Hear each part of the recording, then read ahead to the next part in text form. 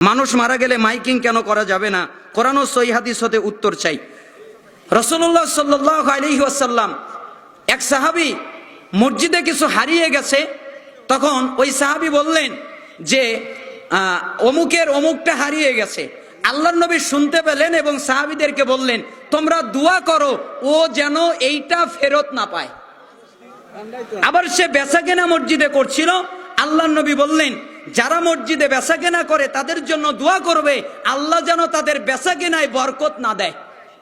এই হাদিস দ্বারা সালাফরা বুঝলেন যে মসজিদ দিয়ে বা মসজিদের মাইকিং দিয়ে কোনো মৃতের মাইকিং করা যাবে না। কোরআন সুন্নায় তা নাই, সালাফরা করে নাই।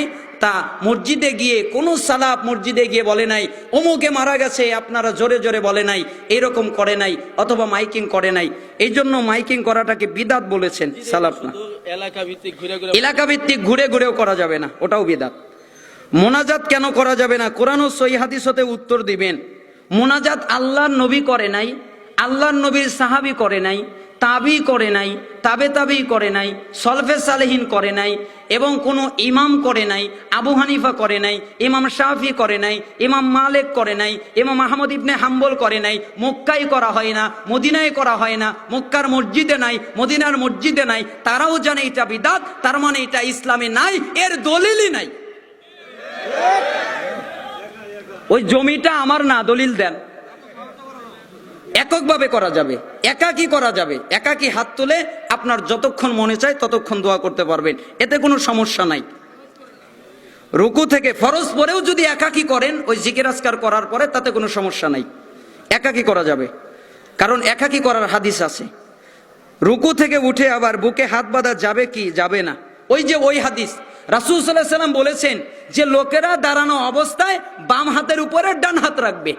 তাহলে উসাইমিন রাহিমাহুল্লাহ আর বিন বাস ওনারা বুঝলেন যে লোকেরা যেহেতু দাঁড়ানো অবস্থায় বাম হাতের উপরে ডান হাত রাখবে, তাহলে রুকু থেকে যখন ওঠে তখন তো দাঁড়ানোই থাকে, তাই বাম হাতের উপরে ডান হাত রাখবে।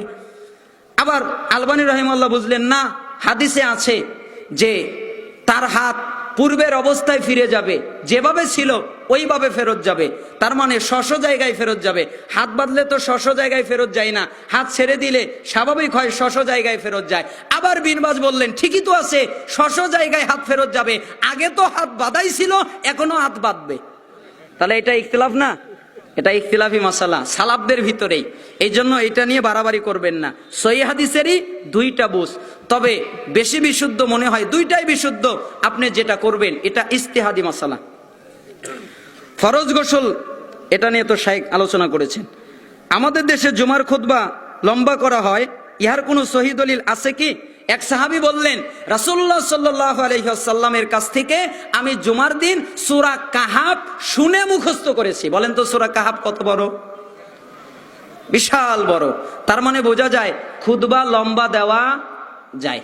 আবার ওই হাদিসে আছে যে বুদ্ধিমত্তার পরিচয় হচ্ছে খুতবাটাকে খাটো করা। তার মানে খুতবা আপনি স্বাভাবিক করবেন, খাটো করবেন, এটা ভালো। তবে কোনো কারণে যদি খুতবা লম্বা হয়ে যায় তাহলে তা জায়েজ। বিসমিল্লাহির রহমানির রহিম। একটা ছেলে জান্নাতে গেলে 70 জন হুর পাবে, তাহলে একজন মহিলা জান্নাতে যায়, যদি তার স্বামী না যায় তাহলে সে কি পাবে? আরেকজন জান্নাতের হাতে তাকে বিয়ে দিয়ে দেওয়া হবে। আরেকজন জান্নাতের হাতে তাকে কি দিয়ে দেওয়া হবে? বিয়ে দিয়ে দেওয়া হবে। হাঁটুর উপরে কি কাপড় তোলা যাবে? জি না, তোলা যাবে না, প্রয়োজনে তোলা জায়েজ। জানাজার নামাজে ইমামের পিছনে মুক্তাদিরের সূরা ফাতিহা অন্যান্য দোয়া পড়তে হবে কি? জি, সূরা ফাতিহা পড়বে। কোনো সালাত নাই সূরা ফাতিহা ছাড়া। তার মানে যেই সালাতে সূরা ফাতিহা পড়া হয় নাই ওই সালাতই হয় নাই। জাতির পিতা আসলে কে? ইব্রাহিম আলাইহিস সালাম। আমি ইশার সালাতের প্রথম রাকাতে সূরা ফাতিহা পাইনি, রুকু পর্যন্ত পেয়েছি, আমার নামাজ পূরণ হবে কি নাকি এক রাকাত পড়তে হবে? রুকু পেলে রাকাত হয়ে যায়। দলিল কি?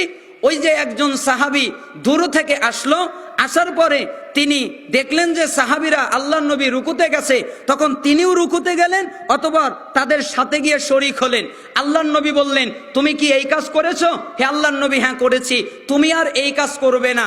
আল্লাহর নবী বললেন না, তুমি তোমার সালাতটাকে আবার পড়ো।